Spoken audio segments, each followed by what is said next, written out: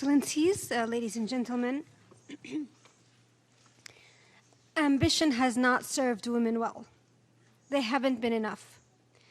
Women need the support of society in order to succeed. For the past couple of centuries, women have been left behind. It will take a baby girl born today about 80 years to achieve full gender parity, 80 years to gain access to equal opportunities, receive equal treatment, have equal pay. It doesn't matter if she's a banker in Geneva or a factory worker in India. Right now, she's not treated as an equal. The 2030 goals can change that.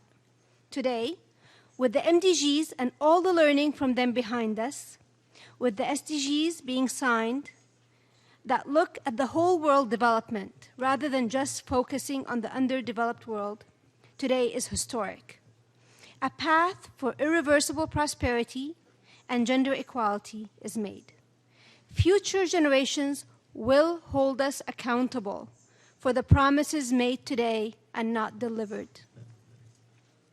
We have a unique opportunity for change, for substantive equality to be implemented, for the gaps to be filled, for the challenges to be overcome. Most women around the world are paying the mommy tax, the mommy penalty. The price of having the ability to produce children means that your whole life's trajectory is mapped out for you, from access to schooling, choosing a college major, going to college, work opportunities, work advancement, even access to pension plans. The average woman, according to the world's total fertility rate, will have 2.3 children during a 10-year period of her life. And yet, most of the 73 years life expectancy and her life decisions and outcomes are based on those 10 years of caregiving. I believe that by looking at real, strategic, bold changes in the following 3 areas, we can help women achieve the substantive equality and address some of the root causes. For example, in economic empowerment, understanding, creating, and implementing life cycle-based policies that do not limit a woman's accomplishment to her fertile years, but gives her access to prolonged access of resources and lifelong learning. For example, not limiting higher education or government scholarships by age, as is done in many countries, knowing that many women around the world might have a delayed entry point to high school, college, or work. Providing adequate, affordable child and elderly care for working women. Equal pay at all levels. Most importantly, recognizing and valuing unpaid care and domestic work of moms, and the contribution it has for society through the nurturing of people who are fit and developed. And by giving voice to these women who do not have it, giving voice to them in policy making. A second area of improvement is in changing stereotypes.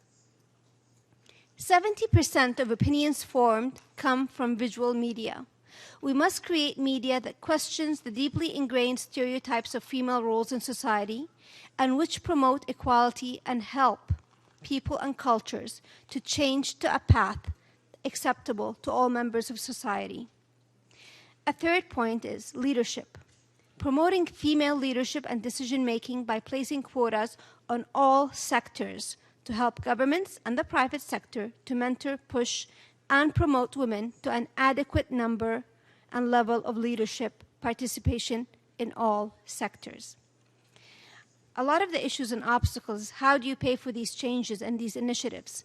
I think we can redirect some of the defense spending. I think we can create value-added tax that looks at these initiatives and helps create work environments that are fair and conducive to women's participation. And governments can work with the private sector to implement the quotas in leadership positions, mentoring, and decision-making for both. It should not be the role of civil society, which I represent today, to hold governments and the private sector accountable. Governments should start to hold themselves accountable. The future of our very own prosperity depends on it. Thank you.